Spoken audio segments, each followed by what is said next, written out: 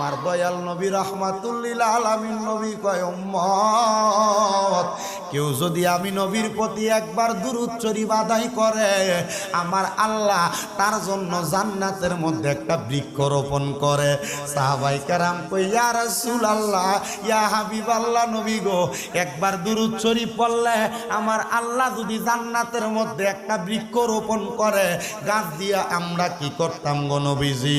এই হাদিসের ব্যাখ্যা করেছেন হাদিস শরীফের প্রখ্যাত মুহাদ্দিস হযরতে ইমাম কুস্তালানী রাহমাতুল্লাহ আলাইহি। তিনি বলেন জান্নাতের মধ্যে কোনো মানুষের যদি একটা গাছ থাকে ওই মানুষ যদি কাল ময়দানে মাশরে আমার আল্লাহর কাছে কয় আল্লাহ জান্নাতে তো আমার একটা গাছ আছে আমি জান্নাত ওই গাছটা দেখবার লাগা যাইতে চাই, আমার আল্লাহ নিষেধ করবে না। যদি আপনি একবার না দুইবার না সকাল থেকে সন্ধ্যা পর্যন্ত সন্ধ্যা থেকে সকাল পর্যন্ত আমার নবীর উপরে বেশি বেশি দুরূদ শরীফ আদায় করেন আমার আল্লাহ জান্নাতে আপনার জন্য একটা বৃক্ষের বাগান বানাইয়া দিব।